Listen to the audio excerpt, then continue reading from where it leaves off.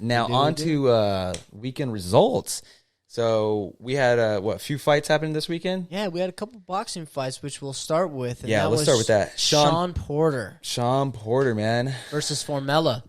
And you know who got the dub on that one. Shawn Porter. Dude. And I mean in tremendous fashion. Dude, I was watching the fight, and then the output that Shawn Porter, put on Formella, dude, it was, if I'm not mistaken, in the 12th round, he was going into almost 300 punches landed, and Formella landed about 150. I'm just averaging it out. 300 punches landed. Okay, so he must have thrown 3 times that. Maybe I'll say maybe a little bit. Okay, I'm being a little less than double, but I'm being a little extra. But oh my goodness, dude, that's insane. To land 300 punches on your opponent, dude, he was getting pieced out. I mean, that's just me. I mean, at a certain point, there's a white towel that you have onto your side that, your coach should probably throw in. Because at that point, I mean, you're getting pieced up. It's hard to come back from the points. Mm-hmm. I really don't see somebody bouncing back from that. So you have to kind of preserve your fighters. I think that's something that's more accepted in boxing, and it's not so widely accepted in the UFC. And guys like to go out on their shield. But at a certain point, I mean, this guy's young in his fighting career. He should probably have his coaches throw in the towel. That's just my personal opinion. Shawn Porter, I mean, if you watch his previous fights, he fights like that all the time. Did you watch one with Earl Spencer? I did. It was just massive output. I mean, it's consistent, like, throughout the entire fight. He consistently overwhelms you. Even if the punches aren't landing, he's just pushing. He's controlling the pace. He's the aggressor. Yeah, which I really like that fight. Did I say Earl Spencer? I meant Earl Spence. Sorry. Earl Spence. Yeah, Earl Spence Jr. Yeah. Yeah, dude. So I going into this fight, I was like, all right, with watching boxing, you kind of have a hint who's going to win the fight before they get into the ring, Yeah. So I was like, usually Shawn Porter's going to win that one. Pretty clear. One fight that we didn't even talk about that was on DAZN this weekend was this one right here. Povetkin versus Dylan White. Yeah, KOs him in the 5th round. And whoa. Well, the thing about that fight, dude, I did I rewatched the highlights on it because I was watching the UFC event, and he was losing the majority of the rounds, if I'm not mistaken. Yeah. So, but he lands this beautiful uppercut inside the pocket, bro, and sleeps Dylan White. Undercut punches, uppercuts, they're just so undervalued. I love seeing those. I mean, they are devastating. Dude, it was you land it right in night. Dude, it was beautiful to watch because I was like, oh man, but that's the thing about a fight, dude. You can lose and then take one slip, one open opportunity. It takes like a millisecond. Yeah. Boom, he came out with the uppercut and put that guy to sleep. He just fell down to the canvas. Well, I don't know if you remember back in the day when we were having our own little sparring sessions back at the LA Fitness, but when we did, the uppercut was my thing. I mean, that's where I felt was my strongest punch. And to give to somebody, I mean, I can only imagine the feeling, right? It feels great. Well, I mean, I've uppercutted somebody, but we'll leave that off camera. Allegedly. But, to receive one of those, oh my goodness, man, like that's the last punch I would rather just get punched straight in the face, like a jab, overhand. I do not want to get uppercutted because that just takes out everything. Dude, that happened to me when we were not between me and you, but no, I didn't do that to you, I promise. Nah, you did it. It was the other guy. So there was I forgot this guy's name, but he was like, "Oh, can I spar with you?" I was like, "Yeah, for sure. Come in, put on the gloves." And he was a little bit shorter guy, so he tried slipping the uppercut with me, and I was like, I saw it, and I was like, "Oh, you want to go there?" And he kept on leaving his it would be his right side, so my left, and he kept on leaving it open, and he had a piercing here. And I was like, dude, like I was just connecting. I was like, in the middle of the thing, I was like, dude, are you okay? Like, I don't want to hit your lip because you have that piercing. I don't want to break your teeth. Yeah. And he's like, no, I'm good. I was like, all right. Too much pride. So, yeah, I landed the left whenever I wanted, but I kept on seeing him trying to land the uppercut and try to get closer. I was like, nah, bro. Well, he went in panic mode. I'm sure once he took that shot on the lip, like, all right, this hurts, and I got some dignity, so let me just try to, push the pace a little bit, and that only works against you. But oh man, that's another thing. I miss going to the gym too. Jeez. Yeah. Anyways, well, Those continue days with, are over for me. Dylan White is going to exercise his rematch clause. Yeah, and he did that for a reason, and that was because the WBC now made Puffkin the mandatory next for the Gypsy King, Tyson Fury. So Dylan White exercised that rematch clause, and he did that so that way he can get in the the mix of this. That way he could ride that wave too, because now that's been announced, hey, this is your next fight. It's a mandatory title bout. You're able to kind of ride that Tyson Fury wave. Well, not only that, that's a big payday for whoever wins the next fight. Yeah, I'm all about the a rematch, big payday. I should say. Yeah, I'm all about a big payday. So that should be exciting to see. Yeah, we'll see, man. What's up next? Oh, Bellator. So this is another this one's fight tough, man. that happened. What was this, on Friday? Yeah, Friday night. This one's tough here. Ryan Bader lost his belt. Yeah. To Nemkov. Vadim. And this was tough because that right there opened the door for Scott Coker to have the discussion that they have the best light heavyweight division, which in turn, I mean, don't you want to see the double champ maintain his championship? Wouldn't that be more? Well, the reason why that started was also because they had signed Corey Anderson. And who was not a title contender, if I'm not mistaken. Yeah, he was. I think he was like one of the top 6. Okay, top five? To me, top 5 is the title contender. I mean, anything less than that. No. He was, because it was Curtis Blades, Derek Lewis, and Corey Anderson. He still had a couple fights to go before he would challenge for the title, right? Oh yeah, he did, but he was in the mix though. He was right in the mix though. It's just a reach by Scott Coker. It's just a reach, brother. You're RC Cola. And we're talking about Coca-Cola. What about Mountain Dew, baby? Hey, Mountain Dew, I think that's owned by Pepsi. Those don't even matter because we got Ringside beer here. Yeah, that's soda. We're talking about Ringside beer. Yeah, the fight beer. Yeah, man, it was heartbreaking because he got dominated. Yeah, I don't know if there's some hidden undertones to this fight. Maybe he wasn't feeling well. Maybe bad fight camp, COVID had possibly limited his fight camp. Who knows?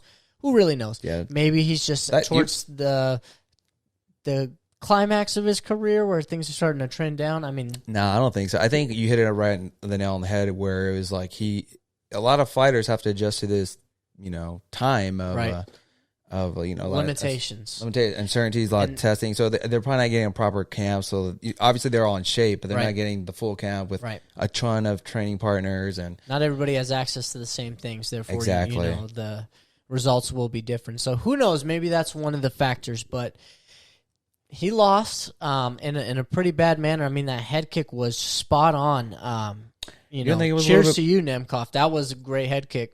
Let me hit this one. Do you don't think it was a little bit behind the head? Just a smidge, a little bit behind the head? Like you got smacked by the end of that We're foot? talking about two people locked in a cage fighting. I think a centimeter here, an inch here. No, I don't. Okay, you have to. Okay, so when I studied administration of law, right, I wanted to be a police officer and go down that field, and I studied administration of law. And the big thing that I had learned was there's two portions to a crime. There's act and intent. Okay. So the act obviously kicked him in the head. Was there an ill intent there? I don't think so. No, because he didn't intentionally go to kick him behind the head. Therefore, I don't see it being like a legitimate, dispute to say, hey, run that fight back or. Well, no, I was just wondering if it was a little bit behind that, but it landed on the side, but I guess the foot kind of just like smacked the back of the head. So it's like in this general area, and that I would rather not get kicked in the head there. So I can understand it was definitely a little behind the ear. But it wasn't intent. Two elements to make a crime. Yeah, and I don't believe the intent was there. You're right. That's just my thought process. What do we got next? Oh, this was awesome. This was awesome right here. The upset of can I say the upset of 2020, bro? Yeah, dude, because it was. I mean, I saw the betting lines, and I was like, I don't even know who the opponent is. Who? What's her name? It was Was it? What's her name? Dotson? no Dobson. Oh my goodness. Yeah, well, Dobson won, who was a huge underdog, and she was fighting a massive favorite. And what was the betting odds? It was so the, she was a woman with the stretchers, and she has the tape on her ears. Yeah, but she starts with an A. Wasn't she was a plus 1,000? It was like 100% people were not taking Dobson at all. Serious, like and I just want to disclose as well. I did pick her on DraftKings. Yeah, you did. Now, did you pick her because you thought she was going to win for sure, or what? Well, I mean, let's be real here. That payoff is intense, right? When you see such an underdog, I mean, you kind of hope that dude, she was that a plus 800. If you put $50, you got 400 right there. And that's just that fight. So I definitely picked for the possibility of a return. I really didn't know if she could pull it off. I didn't know too much about her. The odds, because they were so big, they matched the Rousey versus Holm odds. And I should have said... Wait. So just to be clear, Ronda Rousey was that much of a favorite going into a Holm fight. Yes, she was that much of a favorite because Holm was on the coming up. And she had a but the styles. I think if I remember correctly, her fight before Holm's fight before was Raquel Pennington, and they went to decision. Okay. And at that time, Ronda Rousey was just smoking all these girls like left and right in the first round. So yeah, Holm didn't really show that, hey, I can knock out anybody in the first round. Granted, she has knocked out people in the amateur promotion, or not the amateur, but the pros, like in Invicta. Yeah. So, wow, it's just such a big split. Like that, you kind of want to put the money on the underdog. Yeah, I mean, just in case you do win, because if you put $50, okay, I lost $50, but if you win like 400. Yeah, man, that'd make your whole night, bro. That'd make my whole weekend. Can you imagine put $1,000, you get $8,000 back? Well, I couldn't even imagine putting $1,000 to begin with. So to get an $8,000 return, I mean, that would probably be the spark to a gambling addiction. You're like, oh man, here goes something. I need $8,000 again, and the next thing you know, you're just losing all your money. So, yeah, I don't think I'd ever want to win like that because that would be definitely a spark to a bad habit. But I have some great people in my corner that can definitely provide bumpers. Well, not only that, but like the UFC, these fighters, and I don't know if it's the small cage that is causing this. The upsets, almost every card, there's an upset. Like, it has to be that. I mean, it has to play some sort of factor, right? I mean, you're taking away 5 feet in circumference from these fighters who train in those things. Like, I don't see it not being a factor. Oh, dude. You know what? Speaking about the upsets, Sean O'Malley, let's bring this back from last night. We don't even have a slide because that boy is not humble. That boy is not humble. Yo, what did he say? He was like, someone I could just beat. Like, I could have beat him so easy. Yeah, he's like, I was so upset that I lost to somebody that's just not as good as me. Exactly. And he's like, you know what? I put out that humble tweet. I ain't humble. Whatever. I'm not humble. And I'm like, oh my goodness, dude. I was like, dude, the simple humbled tweet was like a perfect thing. All right, get back in the gym. Go do your thing. This is why I made it a point in our previous podcast, which you should look back and tune into and actually look back. This is why I made it a point. How is he going to react in defeat? How's he going to handle himself? Obviously, he's keeping the sugar show train chugging along. Dude, so talk that talk, bro. I mean, but straight up, if you're going to talk that talk and you get Cheeto again, they have to run it back, dude. Why would they run it back? Because I want to see that. Okay, let's be real here. His ankle looked bad and it went out. If that didn't happen and they, let's see it go the distance or let's see what really would happen. Run it back. Well, Sean, Sean has to come back and win some fights. But anywho, he does. That was just something that popped in my head because of the underdog, winning. So I was like, oh, I just realized Sean O'Malley's not humble. Well, let's continue with one more underdog who was. Well, now this is where me and you kind of. I mean, if we're going off the bets, old boy was an underdog. I mean, a lot of people were going for him when I was talking to people asking, who do they have? Yeah. Okay, so this ended up being the fight of the night as well. And this was Frankie Edgar versus Pedro Munhoz. And I could not believe Frankie Edgar was an underdog. Like, I was like, really? I could. Really? I Dude, could. No, because I looked at Frankie Edgar's history. We're talking his full record. He has never lost 3 in a row, ever. And this previous time, he's been on a 2 losing streak, and I was like, there's no way he's going to go on a third. Right. He's fought at 155, he's fought at 145, he's definitely fought tougher opponents. And then I'm like, okay, you know what? Let me check out Pedro Munhoz record. And top level guys he loses to. So I was like, you know what? I'm going to put my money on Frankie. Even though he isn't an underdog, I'm going to put my money on Frankie. And so you went the educated route. I went the impulsive, emotional route where, like I've explained before, I don't enjoy when guys go down in weight. It's not the ideal thing to me because it's just a sign of, I would say, I don't want to say desperation, but just a last-ditch attempt to push for a title. So I don't enjoy when guys drop down in weight. And when I seen that Frankie Edgar was coming down, I didn't enjoy that. I was going to pick Munhoz because I just felt he, knocked out Cody Garbrandt. He might have some upwards, I don't know. I just picked off impulse, emotion. Well, yes, he did knock Cody Garbrandt, but so what happened during the fight was supposedly there was a headbutt. Cody Garbrandt got pissed, and he just started brawling, and he got caught. So that was my chalk up to being like, hey, you lost, but it was more of a like, you lost because of you losing your emotions in the fight. Right. You didn't lose to him. You lost to yourself. I kind of threw out that fight, even though Pedro Munhoz got the knockout, and he's a great fighter. Like, obviously, I mean, he went 5 rounds with Frankie Edgar, and he it looked was a war, bad dude. after the fight, too. I mean, so, this fight ended up being a split decision for Frankie Edgar, and I just wanted to make that clear. It was a split decision because, there's controversy. I have opinion. Once again, I use these things right here. See these glasses? Dude, so I need a little help. Those are pretty thick over there. Yeah, and they're only going to get worse, too, as age comes. But, I kind of seen it going a little bit different way. He saw it a little different. I when I saw the betting, I was like, dude, should I put more money? Because I was like, I definitely thought Frankie was going to win this fight. I think it was like 49-48 Munhoz, right? And then it was, or Edgar. And then it was 49-46 Munhoz. And then I was like, super took back. And I was like, okay, this is weird. And then it... Really? I think it was like that.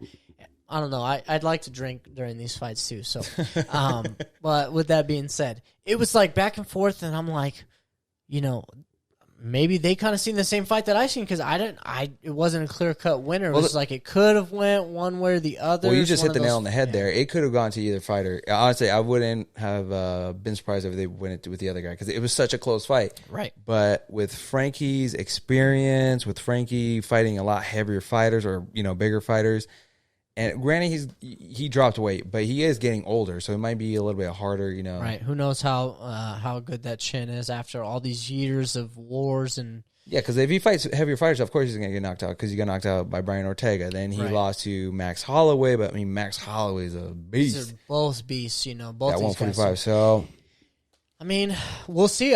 We'll see. With that win, my eyes was like, nah, he ain't going to lose this fight. Yeah, with that win, it does open up the door for some possibilities. Maybe TJ Dillashaw when he comes back. Well, Frankie Edgar, what did they put him? He was unranked in that division, and Pedro Munhoz was ranked? What, 8 something around there? I'm not too sure. I mean, all right, don't quote me on that one, but I'm just saying. These are things that these are just possibilities for him now that he's looking to stay in that division. And so after the fight, there was a post-fight interview, and Frankie Edgar said in quotations, "I hear a lot of MFers barking that I'm old, I'm slow. I definitely should have proved them all wrong. I've still got some fight in this tank, baby. We're going to make a big run at 135. Yep. And I think that's his division. Like, I think he could make a pretty good run at 135. Yeah, I think right now it's pretty fluid. That division is not really being held down by one solid person. The belt has been not stagnant, so make a shot. Who is the current champ at 135 right now? Petr Yan. Petr Yan, right? Yep. Okay. He faced Aldo for the belt Bro, Because that'd be a good. the King of Cringe gave it up. Well, yeah, but I think that'd be a good fight, Frankie Edgar. Wait, Yeah, even well- after that, they asked him, was like, about Connor, and he's like, yeah, I would jump up to fight Connor. I'm like, Everybody would fight bro, Conor. he just wants that payday. But anyways, Yeah, but he'll get. I don't know why he would even mention that because they're on two different sides of the spectrum. yeah, serious. Connor's still technically. But I in do a prime believe state. he could get the belt at 135. If I'm taking the over under, I'm not putting my money on him winning that belt I'll put money on it. because it just takes one right or one left. Sit him down, boys out. You should have been that haterade today, bro. Or what? Been on it. Hey, I've said it before. We have our favorite fighters. We have our non-favorite fighters. Frankie Edgar's somewhere in the middle of that spectrum. For you, yeah. For me. Nah, man, he's a legend for me, man. I never said he wasn't. I mean, I'm just saying. Just me. all right. Well, let's go on to the next. On to the next. On to the next, my brother. So, with Frankie Edgar's win, Well, he got fight of the night. He got did fight get of the fight night of the bonus. night with that bonus. And then he's now the first in UFC history to get fight of the night in 3 weight classes, in 3 divisions. That's awesome. I love to see. Made history, bro. Yeah, I love to see guys getting paid. I mean, this guy's doing it big. He's doing it in 3 different divisions, and he's able to put on shows in those divisions. Yeah. So, pay the man. Well, Frankie Edgar's the first to get 3 bonuses. Connor's the first to get 3 wins. Right. Which is awesome. Significant. Connor, come back. Yeah, that ain't gonna happen this year. Hey, bro, we want to give you all the juice, man. I think just right now sitting on the sidelines, like we're gonna save that, cup of juice for somebody who's now competing. Yeah, well, 2021 is, from what I hear, he's gonna be coming back. I would like to see that. Until then, Yeah, it's 2020 ain't gonna speculation. happen. Yeah, He's retired.